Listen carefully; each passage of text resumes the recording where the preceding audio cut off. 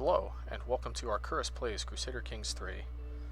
Now, for some of my viewers, maybe you've never heard of Crusader Kings III or of a Paradox game. Crusader Kings III is a grand strategy game taking place in the medieval era, generally from the year 867 AD until the mid 1400s. So this is a grand strategy game with hints of RPG elements mixed in.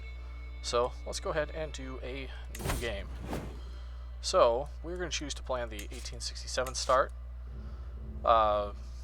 Basically, we're going to be doing the Wrath of the Northmen scenario is kind of what this is. So to give us some background of what's happened up to this point, 2 years ago, King Ella of Northumbria threw the great Viking hero Ragnar Lodbrok into a pit of snakes to die. Upon hearing the news, Ragnar's sons set sail for England to avenge their father. The brothers have since established a firm foothold in York and the Isles. The Anglo-Saxon kings have lost battle after battle, and their future looks bleak indeed. But all hope is not lost, and a great hero could still turn the tide of the story. Will you lay all of England under Norse rule or vanquish the great heathen army from Anglo-Saxon soil? And I think we're going to try and vanquish them, and we're going to do it from Ireland. Now, I've picked Ireland because Ireland is basically the tutorial island. It is a fairly calm start at the beginning, and it's a really good place to show a lot of the game mechanics of the game before the game starts getting too crazy. So, basically, Earl Alfred here is probably going to be one of our allies, or his line, but the Viking houses here, they're going to provide us with quite a challenge. So let's go ahead and start in 867. We'll create our own ruler. Alright, so this is the game map. As you can see, it goes all the way from Eastern China, or Western China, sorry. It goes all the way from Western China, to this tip of Africa, and goes about halfway down Africa. We're not going to be doing like a world conquest game or anything like that, though we are probably going to try and create a great empire. But for now, our series' main goal is to unite the Empire of Britannia under Irish rule. So, we're going to be starting, so the first thing we have to do is we're going to have to start as a count here in Ireland, and we're going to have to establish ourselves as a duke, then a petty king, and then finally make the Kingdom of Ireland. And then we're going to have to start fighting off the Viking invaders. And the Vikings, actually, Jarl Ivar the Boneless, he actually currently holds Dyflin, which is Dublin. That's the city of Dublin there. And he rules it from here, the Sudiyar. So, the Viking holdouts here is the Sudiyar, Jorvik, and East Anglia. They have what are called event troops, so they have troops they normally wouldn't be able to have. They're pretty low quality, but they have thousands of them, and those thousands can really make a difference.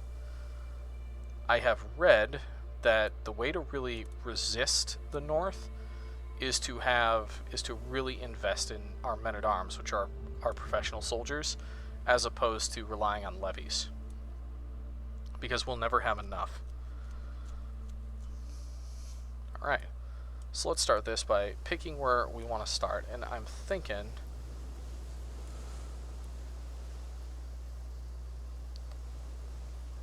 that I'm probably going to start with the Earldom of Thomond. This already starts with 2 counties, so I'm basically almost a duke. I do have to take Ormond and Desmond before I can put my duchy together. To talk about the feudal medieval structure. So if I zoom in here, we have here, this is the county of Desmond, and within the county there are baronies. So these little dotted lines have the baronies. So this county has 4 baronies, one of which has a tribal town in it.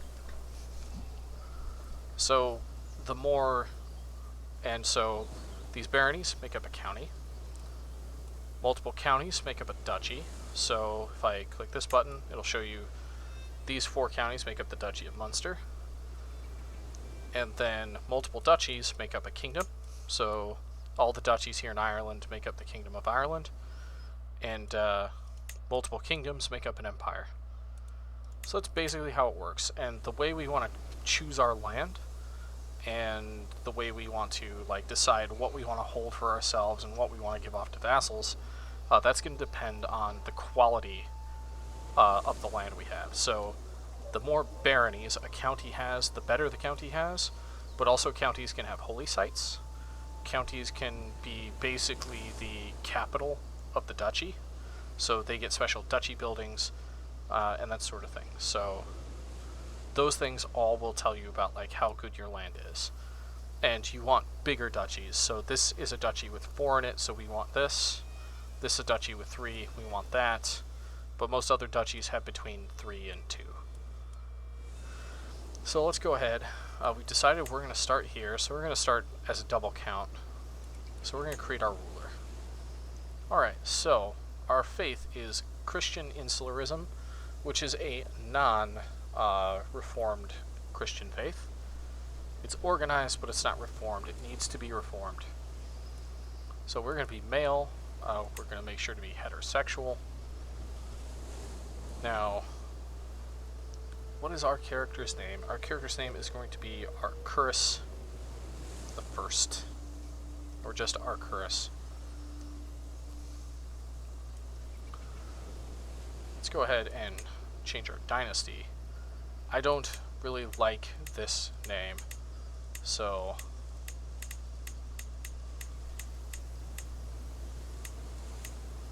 and I'm gonna go with Burke. So we can edit our coat of arms here. This is for our dynasty. We can edit our coat of arms, so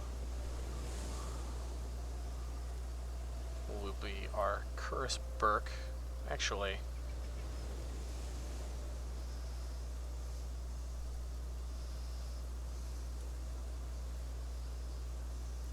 Arcturus will be our last name. What is our motto? Our motto will be honor and fidelity. That is the motto, actually, of my battalion while I was in the army, and I quite like it. Alright, so let's start from scratch here. So I want a solid background. That background's going to be red. Our layout is going to be 3 emblems like that. We can mess with where these emblems are a little bit. Okay. So I believe we can modify these a little bit. Now.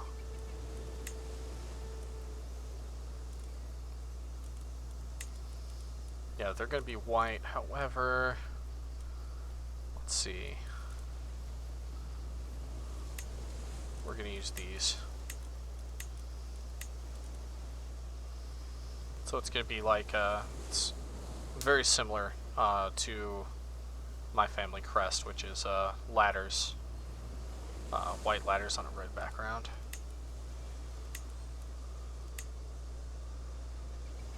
So finish. Alright, so let's come up with an insular Christian name.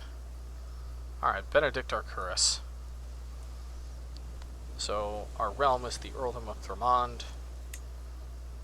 It's going to be Arcuria.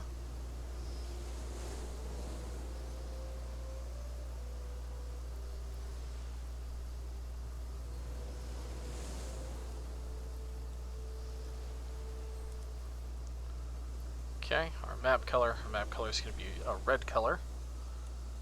Let's see, custom coat of arms.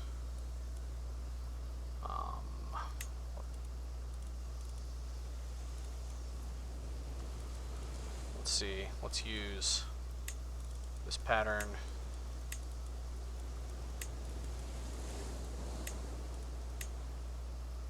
Yeah. Then the emblems. Let's see.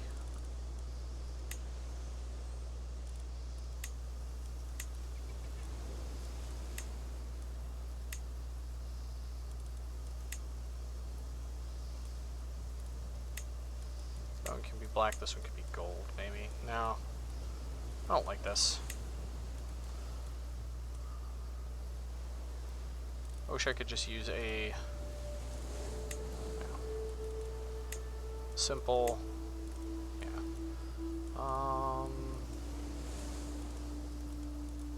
Let's see if we can search for like a crown.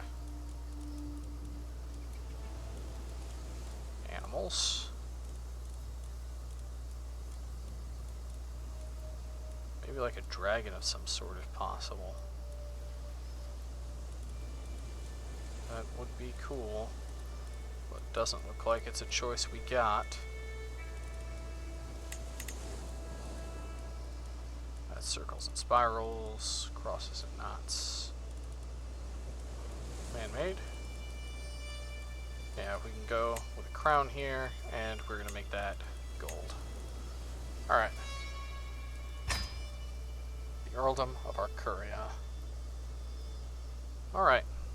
So now we can start changing things about our character. We're going to start at 20 years old. That's going to avoid what I'm going to call the... That's going to help us avoid the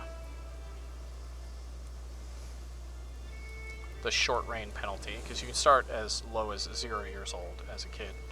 So we're going to avoid about there. Our education is going to be a brilliant strategist. And so, if we want achievements, which we're not going to get them anyway, we're not playing on Iron Man, you know, that sort of thing.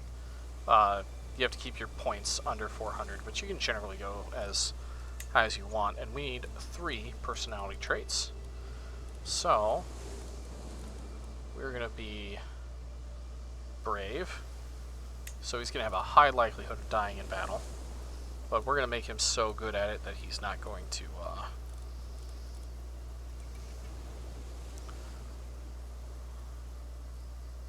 Let's see. Let's get some, let's be temperate.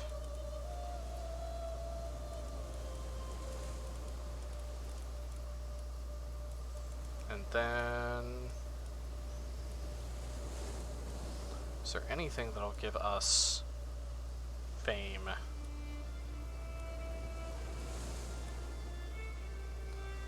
Oh, that's piety.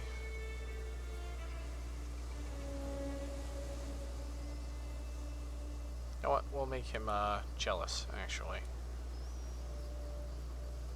Or zealous. We'll make him zealous. I would like to give him some other traits. So, there are some traits that can be passed down from one generation to the next. So I'm going to pick up each one of those. There we go. So hopefully we can pass down these congenital traits. As you can see, we're way over this. We're going to bring each of our skills up to 10. So we're making things a little bit easier on ourselves by doing this. But we're not going to be married. I want the opportunity to pick our own. Yeah, so that's everything I want. Arcuria. Nice. Alright. So, if the sound cuts out, I apologize. Because I am over in OBS because I forgot to run my stopwatch. Okay. Alright, so we're here. So let's start. We're going to be on very easy, no Iron Man mode. We don't have a player error. Okay, so now we are in the game proper. So let me explain parts of the UI here.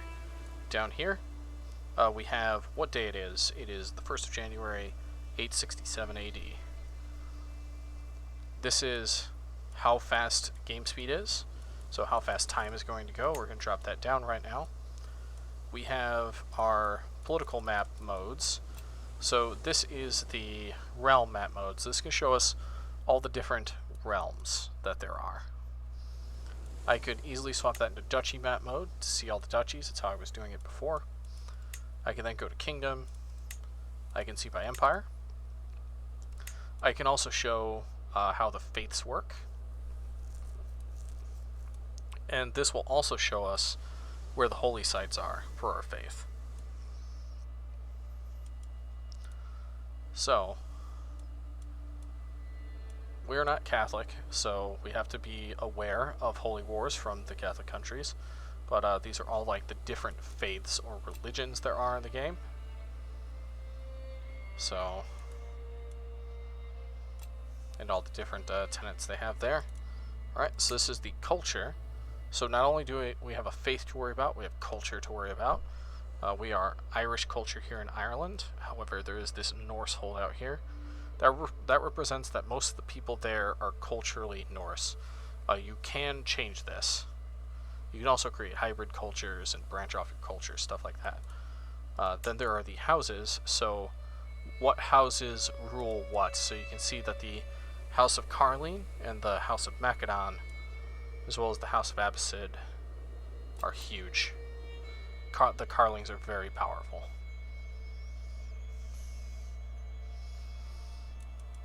And then there are a couple others here. So there are governments. So you can see that there are feudal governments, tribal governments, clan governments. Clans and tribal are very similar in that they are not feudal, and in feudal governments things change quite a bit. In fact, there's a theocracy in here. There's a republic down here. So there are several government types you can have, and what those are generally change dependent on what you do. Another thing to look at here is development. Development represents like how much technological innovation and how good your infrastructure is. So you can see here Rome. Rome has high development, 25. Constantinople, 25. Cordoba here has 20. So you can see there are all these different areas that have very high development, like Baghdad.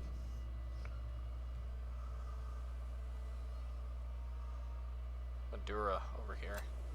So, and the thing about development too is that if you have high development, it's going to spread to the counties or areas around it too. So we'll get more into development later. Types of terrain. So this will show you what types of terrain are where. So this is hills, these are wetlands, this is all wetlands here, these are plains, that sort of thing. And the terrain types, they really do come into play once you start talking about like war and that sort of thing. Then this is the county, so these are all the different counties, all trying to be different colors and that sort of thing. So there's quite a bit. And then court languages. So who speaks what?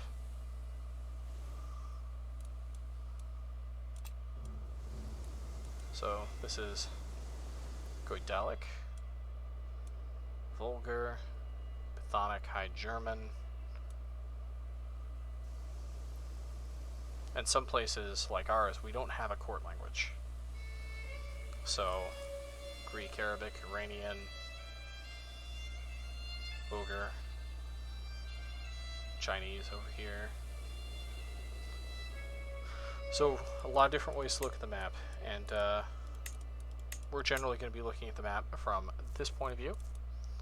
So, alright, let's talk about our character and stats here. So, we can actually start playing the game.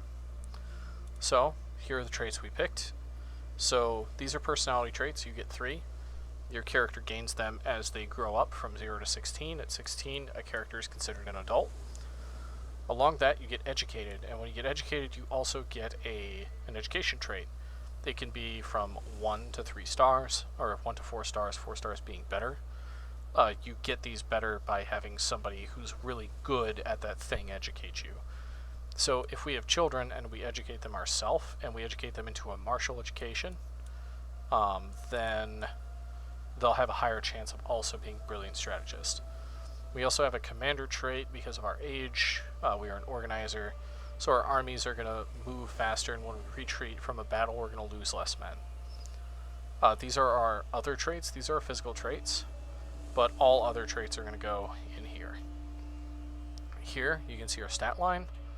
So we're average at everything, a little above average for learning, but we are really, really good at martial. And you can see that it'll show you all of the modifiers you're getting to that and what effects that it has. In this case, our martial affects how many levies we can have, their reinforcement rate, and increases my advantage when commanding armies in combat. Over here, we have our prowess skill. This represents our character's personal combat skill. A character gains 100 damage per point. So this character does, 1100 damage. And also in combat, you gain 10 toughness. So we have 110 toughness. Now, because I'm playing on very easy, you can see how your health is. So right now our health is good. And we can see everything that is letting us see this. So if our health starts to decline, we might die, so we have to pay attention to that. This is where we can see what a character's faith is and their culture. This is what titles they have. Okay, the game's not going good. This is what titles they have. I currently have 2 titles, 2 earldoms. My primary title is the Earldom of Arcuria, and my secondary title is the Earldom of Ennis. So we are tribal, county tier realm. So we're pretty low. This is how many domains we have. So we can have 5 holdings total. We currently have 2. We get 2 because we're a count, we get 1 because we're Irish, and we get 2 due to our stewardship skill, or our stewardship stat. If we had any claims on other titles, it would be down here. So in this down here, you can see your family and relationships. So our character came from nowhere and nothing, so he doesn't have any parents. He is the originator of his bloodline. Somehow he came to power here in Luimnich, or Luimnek, and Innis, and he took it over at the age of 20 and found himself the count of these 2 areas. He has no parents, he has no grandparents, nobody knows anything about him, he doesn't have any children, he has no siblings. So if we die without anybody else in our family, that's it, game over. We have no relationships, we are not educating any children, you can educate up to 2 at a time. We have no lovers, we have no friends, we have no rivals. We do have courtiers, we're going to take a look at them in a little bit, and we have no vassals. So vassals would be other nobles that are underneath us. And it only counts for notable vassals. So Innis here, the tribal holding is actually held by me. Both these, here we go. So this barony here, the baron there is actually a bishop, and his name is Lassie Scandal. Wow. So he's not technically a vassal because he's not powerful. So barons are nobles, but they're not important for this game. So he doesn't count as a vassal. Alright, so that's all this screen. We have our dread. Dread is like how much other people are afraid of us. So having a lot of dread can mean that, people are going to view you as a tyrant. Some people will do nothing because they're scared of you, and other people will attack you because they want to dethrone you. So you have to be careful with your dread. And then we have how much gold we have. how much prestige we have, and how much piety we have. All these things are currencies. They are used for different things, and they are seen up here. So all these really important stats, like our income. So the top is how much gold we have and how much we make per month. Same with prestige. So what prestige means is, as our prestige goes up, people will start liking us more, and we will get more knights. And knights are characters who can fight for you, and they are really powerful. Piety is going to affect how much religious characters like us, specifically characters who are part of our own religion. And we can spend this to make religious decisions. Because we're tribal, we're going to be spending prestige to do stuff, rather than gold. That's the big difference between a feudal land and a tribal land, is that with feudal, you pay your soldiers on gold, you pay your soldiers with gold, you pay for buildings with gold, but when you're tribal, you pay for all that stuff with prestige. Lastly, over here, we have our renown, and our renown is how well known our bloodline is, our house. And as this goes up, so when a child is born, they already have 200 renown, and when you marry into our dynasty, you gain 100 renown. And it also affects, like, when you have a long reign, so there's short reign and long reign. The short reign is where you've reigned for less than 4 years. People aren't going to like you because they don't trust you. And the longer you reign, the better their opinion of you goes up. You can also pick specific perks that apply to everyone in your family, regardless as to whether or not they are actually in your realm. Next up, we have our soldiers. Right now, we only have 350 soldiers. They're levies, they're low quality, they're garbage. And up here, we again can see our domain holdings. So, let's start by taking care of this stuff up here. So, you have the current situation. This thing is always going to have like stuff that's important. So like these are wars that we can just declare right now. We're not going to. That would be bad. We're not powerful. We can hire a court physician, which will ensure that we don't like get sick and die, or if we get wounded, it will help us heal. We have few champions. Champions are knights. We'll get to that and take care of that right now. The most important thing is we find an appropriate spouse. So I'm going to go not matrilineal. So I'm going to sort here. We want someone who is fertile as opposed to infertile, so because we want to have children. We are going to want inheritable traits. And preferably, we want someone who is like us. So someone who's Irish, because that means they're going to like us more. Alright, so she's got a trait. She's going to like us more because we have the same, because we're both brave. Oh, and she's diligent, so she unlocks the develop capital decision. I like that. So she seems really good. She's also really good, but she is not of our culture. So, but she's a genius, and as you can see, these types of traits, like, I could go with Snez here, and usually I do, because she gives prowess, because she will help us pass on the Hail trait, which gives everybody prowess, a small health boost, and an attraction opinion. But I think Tuborg here, as a genius, is actually going to do really well. So we can take a look at her. I've made the mistake before of marrying someone who is gay. So we didn't have any children and my line ended. It was a disaster. So I make sure to check this now. And I'm not sure if I can actually... Yeah, I can choose that. So, okay. So I think I want a genius in the family. And she's Catholic, and Occitan.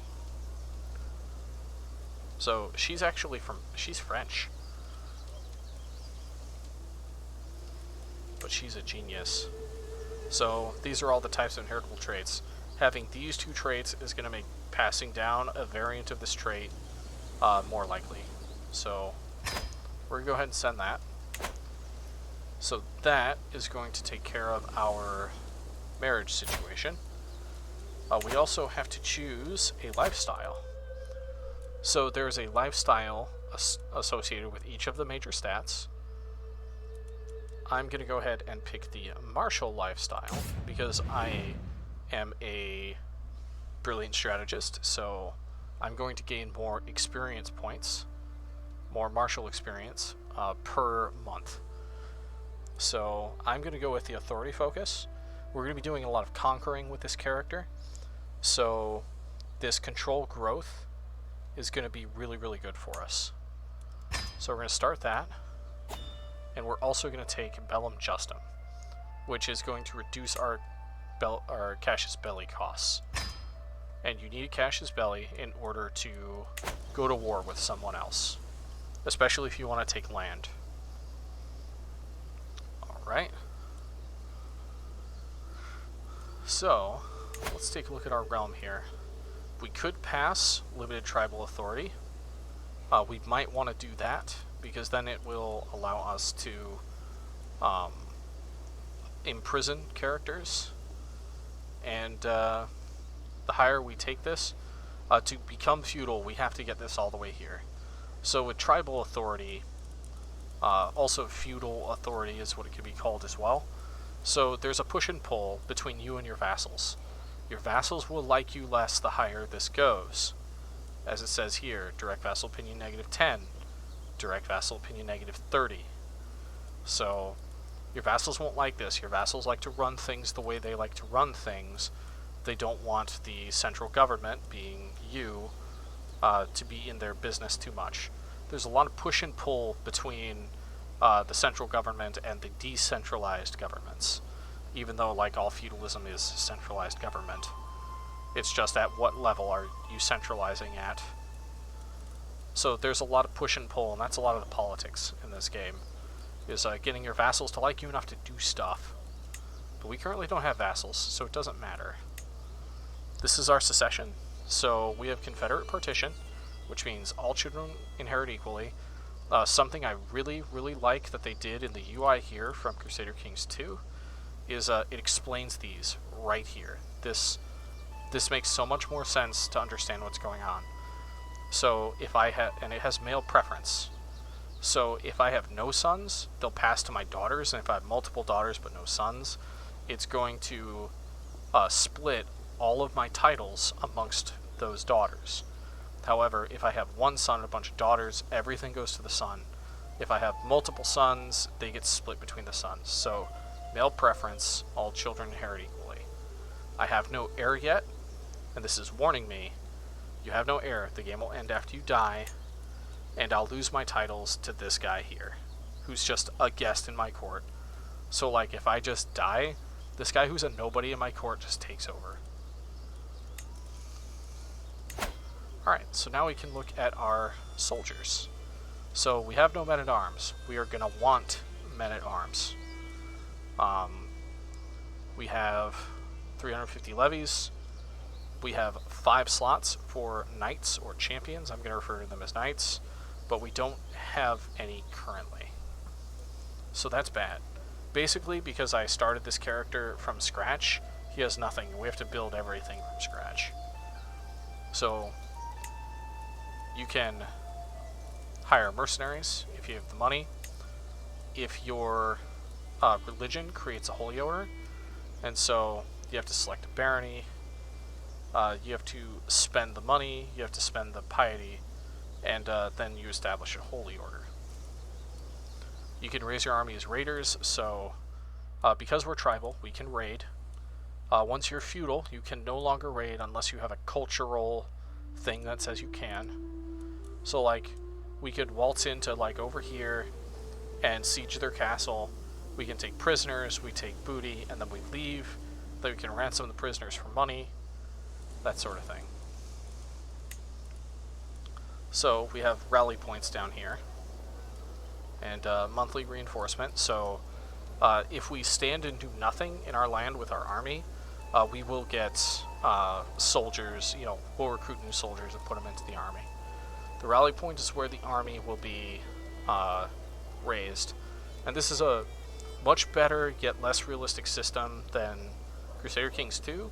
It used to be that, say, all of your vassals provided a certain number of men. So each of these baronies, so this barony here can provide me men. This barony can provide me men. This barony can provide me men. And however many men it provides, it would raise them as like a separate small army in each of these places. And you'd have to bring your army together and then march off to war. And it was possible that an enemy could catch your army and destroy your army before it could get together. And there was a lot of strategy in that, but a lot of people hated it, especially once you got this big empire that you needed to raise men and go to war with. So they made it so you set this and your whole army just pops into existence there. Alright, so let's take a look at our council. So we have our suffragan bishop. So he likes us. So if he had men to give us his levies or taxes, he would pay them to you. The church does not have to. They're kind of exempt, and that's a religion thing. He also sucks at his job. He has 0 learning. However, because we do not have a revocable clerical appointment doctrine as part of our religion, we can't change him. So we have to deal with what we got. Our chancellor is terrible. These are just based on the stat they have. And then once our spouse arrives, we'll be able to set her up. So each of these guys can do different things. I do like to see we only have these 4 people, so we can't really change that. What's really nice about our religion is that it does allow us to assign women to certain roles. And that opens up things quite a bit, because she's average. Like, I have at least an average steward. He's poor, he's not the greatest, but he'll do. So our council's fine. And now, what we're going to do, in order to fill our knight slots, we're going to check on our courtiers. I told you we would take a look at this. So, we have a guest in our court. He's not bad marshal. Let's just click on him here. He's not that bad. We could ask him to join. So, we could click this. If we pay 3 gold to him, he'll go ahead and join our court. He'll like us a lot for that. And he is going to serve as... He's also not married. But he hasn't joined our court yet, so I can't marry him off. Okay, so we have a courtier. So, because we are the lord, we can basically arrange marriages for anyone in our court and suggest marriages for those outside of our court. But they don't have to take that. So, let's find a spouse for her. She would make a really good steward. Alright, so we're going to go matrilineal.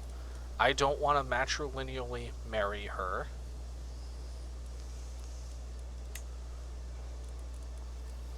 So we're going to go with all. We want them to be fertile. They don't need to be in our court. So he's wandering, but we're going to sort by this. So we are actually going to get her. This guy, he has 18 marshal. He's going to become our new marshal.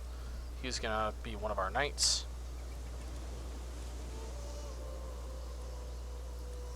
So we make sure to click matrilineal. Otherwise, she'll leave our court to go join whatever court he's at. But by making this matrilineal, instead of her joining his house and taking his name, he joins her house and takes her name. So he comes to our court and we get to utilize him. So we're going to go ahead and do that. So that's 2 of everything taken care of. We're going to arrange a marriage for you. Go matrilineal. Sort by this. I don't want someone in our court. And it looks like she's not going to marry outside of our court for some reason. So let's just go to the next one. We'll go matrilineal.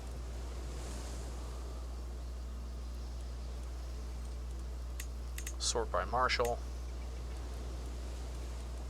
All these guys are in my court. Why?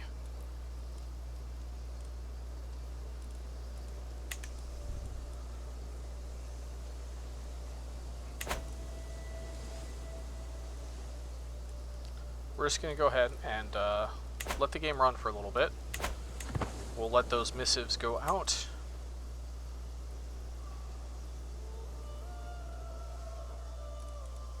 Eventually we're going to get some pop-ups. Here we go. To the sensible chieftain Benedict of Arcuria, I accept your marriage proposal. Your courtier, Cobflafe, who's going to be my wife, I believe. Okay, no, this is my courtier. And my kinsmen will be joined in holy matrimony. May God grant them long life and many children. Excellent. So siege here. We're going to wait for the others. Okay, this is mine. Tiborg is going to join us. We're probably going to get some pop-ups having to do with the wedding.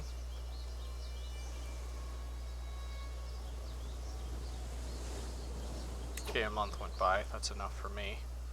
So let's take a look at our military. We now have all of our knights, which is excellent. So we've solved that issue. Now if we go to our court, we now have... Oh, I guess we don't have anybody better right now. Only one of them arrived.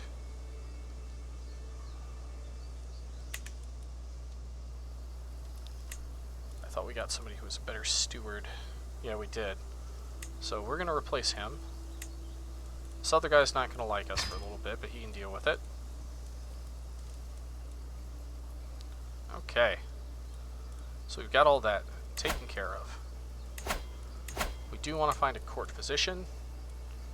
I do want to put somebody who likes me in charge of that. We're going to put our wife. She'll be our court physician. She will only be a problem if we have children from multiple lines, and if she wants to put like her children on the throne. But if her children are the only children I have, then she's probably not going to kill us. So, because she performs medical treatment, she's a powerful agent in hostile schemes against us, and our spy master can be powerful in hostile schemes against us. So we want to make our spy master happy. However, she's terrified of us. We want to make our spy master happy so that she doesn't join other factions. So our wife and our spy master, these are two people that we want to be with us in all things. So we can demand her to convert to our faith, and we can convert to hers. We're going to demand her to convert to ours, just so she likes us more. So this is intrigue. This is where we would see any schemes against us. So if we have schemes going, they'll show here. Our character is not great at them. If we discover schemes that aren't against us per se, they'll be down here. And any hostile schemes that we know about us are here. You can also get hooks and secrets. A secret is just something you know about somebody else. A hook is you tell them you know their secret. And basically you can ask for a favor, you can ask for gold, that sort of thing. So there are weak hooks and strong hooks. Strong hooks are the ones you want.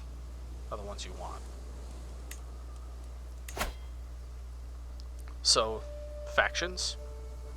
So, let's say factions can be created against you. Either be it like, oh, your vassal wants to usurp your throne, or they want to change who your heir is, or, you know, generally somebody else poking their noses into your, you know, your vassals poking their noses into your affairs. So those would be factions. Factions have to have so much strength to fire. So like you can actually like you can futz with them. So like there could be a ton of factions against you, but you can manage them so that none of them ever actually comes to fruition. Last thing here, we have decisions. Decisions are things that our character can do to, like, I mean, they're decisions. You decide to do them or not. So, we talked about founding a holy order. That's a decision. Adopting feudal ways is a decision that we eventually need to make. So, it changes our government to feudal. All of our tribal holdings become castles. All of our vassals change to feudalism. We have to have absolute tribal authority, which I talked about before. Oh, we are an organized faith, so we don't have to reform the faith. Our level of fame needs to be distinguished. We have to get the development level in our capital to 10 or higher. And we have to have 70% of all civil, military, and civil tribal era innovations. Innovations are the tax. This is another one we'll have to do. Strengthen the bloodline, which increases your chance of inheriting the good traits or generating new good traits.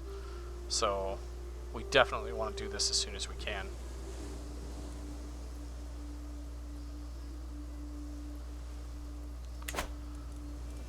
Alright. Inviting champions. This will invite at least 3 men with 12 or more prowess to be knights. This will invite people to be physicians.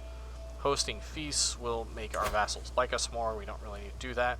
It also lowers stress. Stress is part of the health system. We'll go over that eventually. Pilgrimage, you essentially trade money for piety. And vow of poverty, you get a whole bunch of piety, but it reduces. You trade money for piety. I wish there were easier ways to get prestige, honestly. So let's talk about religion or faith. Let's talk about faith and culture. So these are the tenets of our faith. These are the main big things. So these are the main big things. So you can see what traits are sins to our faith and what traits are virtues. And then there's all the major doctrines here. And if we decide to create a new faith, we could change anything about this, and it costs a ton of piety to do. So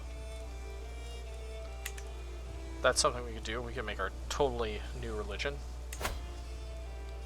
And now we have culture. So our Irish culture is courtly, so we get an extra 10% prestige. The cost to create titles is reduced. People of our house like us more, and we get a higher court grandeur bonus. Court grandeur is going to matter more once we become a king. So we have Goidelic heritage. So there are other. So like another one who shares the Goidelic heritage is the Gaelics over here. So that means like we have things in common. So the Irish and the Gaelic cultures are more likely to they're more likely to not hate one another. So only men can be commanders and champions because that's just how our culture is. And then these are the aesthetics, so like what types of clothing and everything that the game chooses for characters.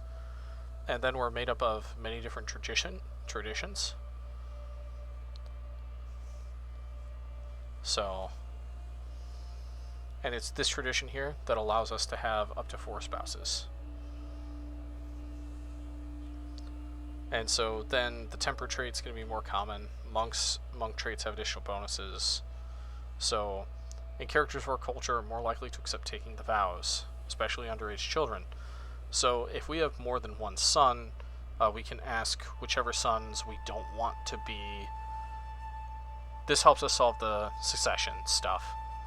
So that's actually really good. Basically, they become monks, they give up all their titles.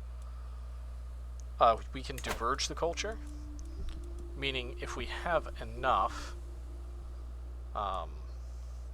we can change a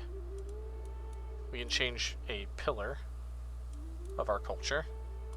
So like we could go bellicose, stoic, all these different ones. So we could change this, and then we can also change traditions to something else, and each one of these that we change costs more. So the cost of changing to this would be 5,000 prestige. So we could make our own culture as well, but the head of culture is the one who decides what innovations we're actually researching. So these are tribal innovations. We need 70% of them to be able to move into the early medieval period, or to move actually not into early medieval, but to move into feudal, to become a feudal government. So the culture head decides what it is we're researching, and then when something's researched, everyone of that culture gets that bonus, gets that technology. To be the head of culture, you need to have the most counties, the most Irish counties in your realm. So the ruler has 2, and we're tied with him. As soon as we take a 3rd county, we're going to be the head, and we're going to be able to choose what it is we are researching. Right now, he's researching city planning. City planning will allow us to build trading outposts, which are really good, as well as a couple of other things. So all of these are good. You want all of them eventually, but the one I want the most is onagers, simply because they're going to really help start speeding up your siege progress once you start sieging down enemy holds. So, and so there are a couple of things that determine how long it takes for this. This says like, oh, 483 years. Well, that's never going to happen. There are things that happen and things you can do to make this go much faster. Development is one part of it. And your learning determines the other. So that's kind of how this works. You're meant to get techs solely in this game. There is the concept in this game of building tall, where you take you get your 2 duchies and you make them as powerful as you possibly can, instead of trying to make your realm as a whole more powerful. So that's a basic explanation of most of the base things you need to understand to kind of see what it is I'm doing in this game and why I'm making the decisions I make. So let's see if we can actually get started here at 53 minutes into the first episode. So we've solved most of our situations already. So now it's time to get our counselors doing stuff. So I'm going to take a look around at my neighbors and decide who's weakest. And right now, it's looking like Desmond. He has no allies. He only has 732 men and 5 champions. So we're actually fairly matched just based on my levies. However, he has light footmen. So light footmen do 10 damage. They have 16 defense. They have 10 pursuit and 16 screen. So they're good in forest, in taiga, and in jungle. And they're skirmishers, so we're going to want to counter those. So let's go to our military and we're going to raise men-at-arms. This is going to cost us prestige. So ooh, I'm afraid to click this without okay, there we go. So these guys counter spearmen. They have no terrain effects. I can go pikemen. They counter cavalry. They do have terrain effects. bowmen counter skirmishers, so I'm probably going to want these guys. So I'm going to go ahead and create them. And we're going to create another men-at-arms regiment as well. So the bowmen here,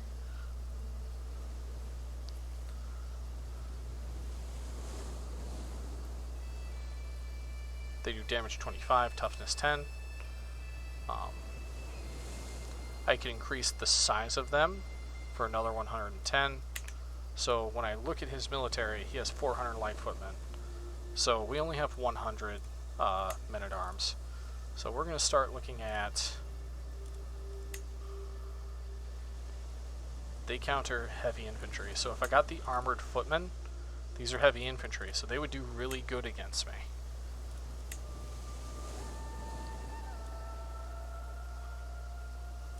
So we're going to go with light footmen as well. And we're going to increase their size, as well as our bowman size. Now, we're making less prestige a month because of unraised men-at-arms.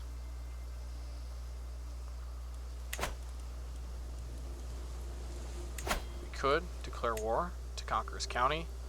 This is going to cost us piety. So we can... So what I'm going to do is I'm going to wait for these to, alright? For these to fully raise. Meanwhile, I have to figure out how to get more prestige. So the way I can do that right now is I can go to decisions and I can call a hunt. So we're going to trade gold for prestige now.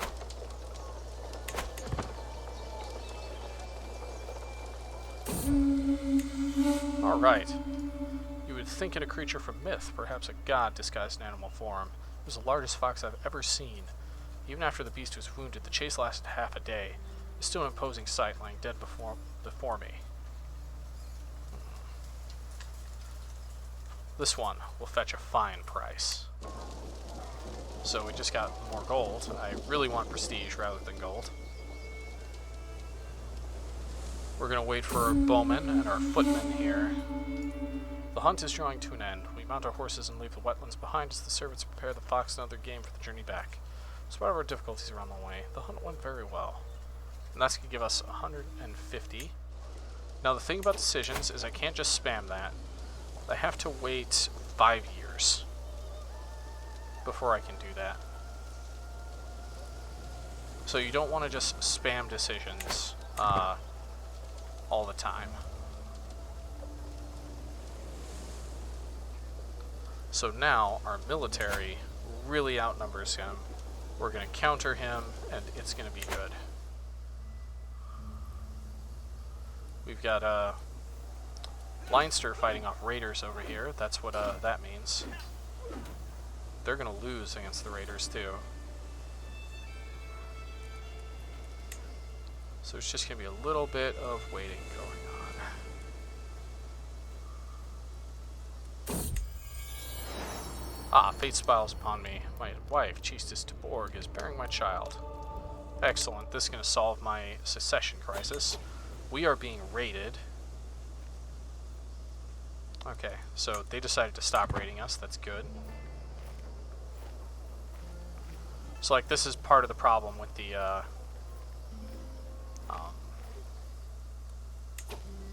Alright, and we are now full. So we are going to go ahead and declare war to conquer the county of Desmond. It's going to cost us 13 piety. We're going to drop this down to 3. Now, we are going to go ahead and raise all of our army here.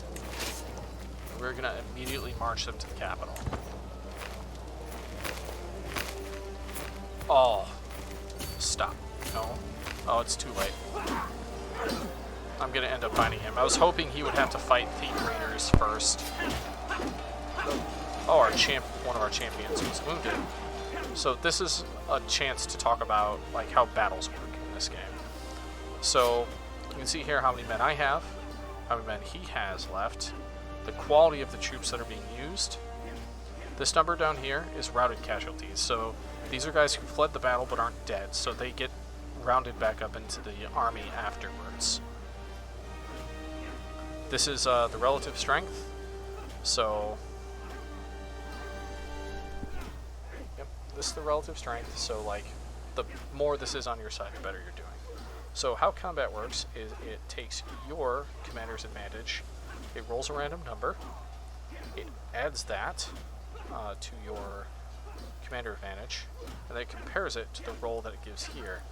However, there are other factors that it has to take into. So, he ended up with a battle roll of 2, just like we did. His skill is 18, but he's defending in the wetlands, which gives him a +5 bonus. However, we're getting a bonus because our bowmen are countering his light footmen.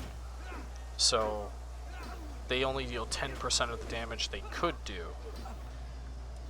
And, wow, somehow we have 10 champions. Oh, us and the raiders are fighting him. That's what's happening. So our 5 champions versus his 5, along with the other. Ah, okay. So let's go ahead and see this through. Oh, I have a son. He got both hail and quick. Excellent. He is going to be... We're going to give him an insular Christian name. He is going to be Michael. Praise Saint Breed, Tibor has given birth to a perfect little son. One day, child, you will carry on my legacy. What name would befit a chieftain? Michael. May you grow wise to be strong. So, like, our son was born while we were out on campaign.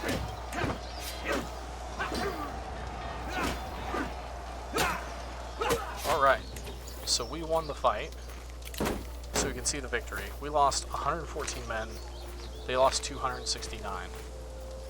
So if we go to the details, we can see the kill-loss ratio. So our bowmen took 28 losses, but they killed 87. Our champions killed 69, took 0 losses, though we had 1 wounded.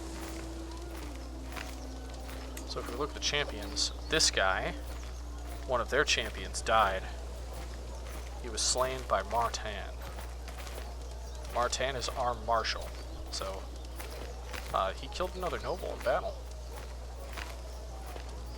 As long as your losses are less than theirs, you will generally win the battles of attrition. So winning that battle gave us war score. So if we look at the war, this is how many men he has, how many men I have.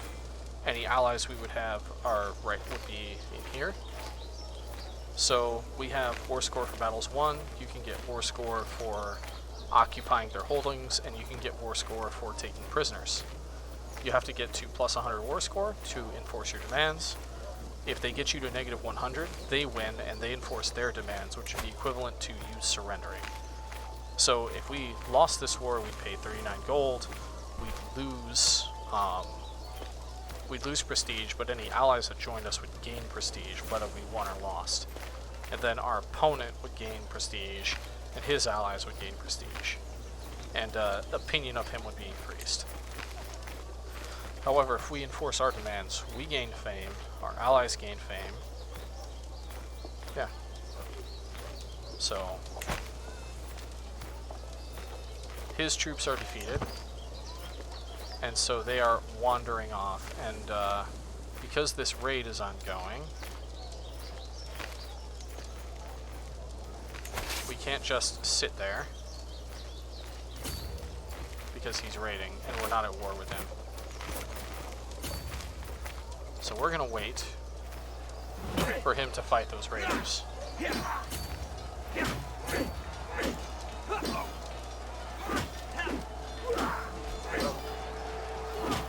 An acquaintance of mine was taken prisoner.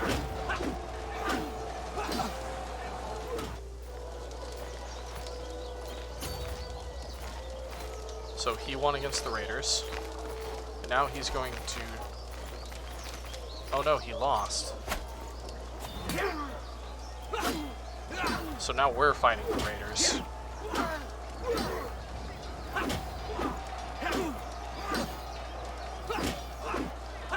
Mainly to prevent them from raiding in our lands. So get out of our lands and let us siege down his capital.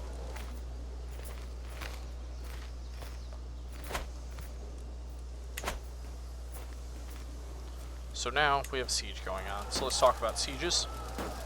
So this is how much time we have left on the sieges, how much daily progress we're making. So we have to get to 248, making daily progress of 1. So this is the number of the garrison. You have to have more men than the garrison have to continue the siege. Also, the fort level is going to make sieges take longer. So we can assault the fort, but we have to breach the walls first.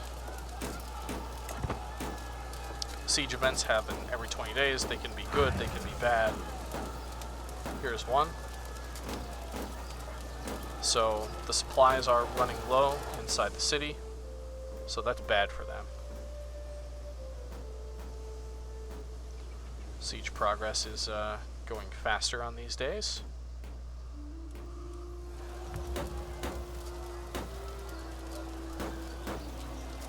Sickness spreading. So our siege progress is going even faster now. So he's going to bash himself into us. We're going to win because we counter his men-at-arms, which is precisely what I built my army to do.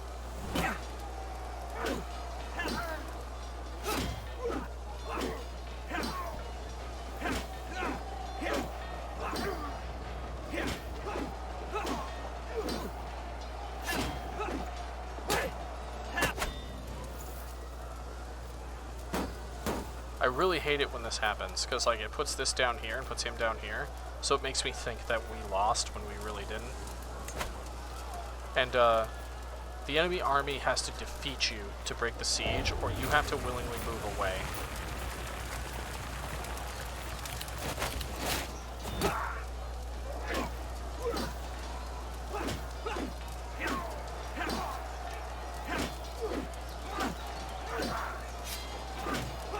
Ah, we maimed one of their champions.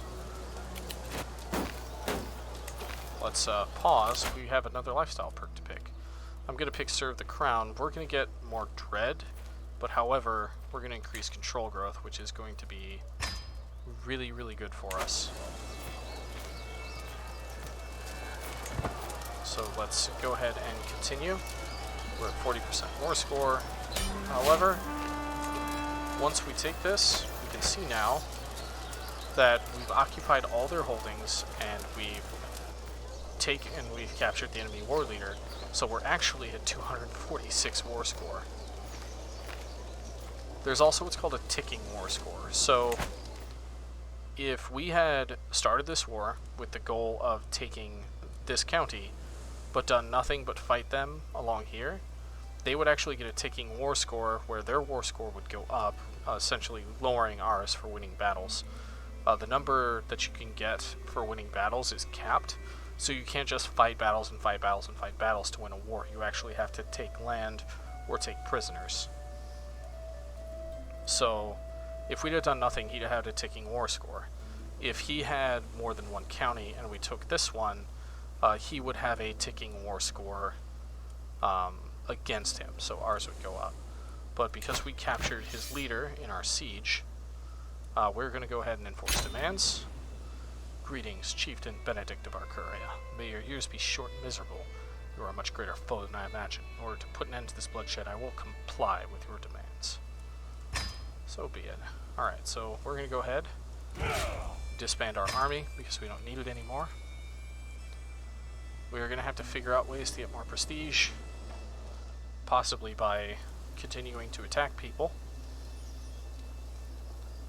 So that's going to be it for this episode. It's a little bit of a long one, mostly talking about game mechanics, but you kind of have to understand those mechanics at a base level to understand what's going on in this game. Anyways, thank you for watching. This is Arcurus, signing off.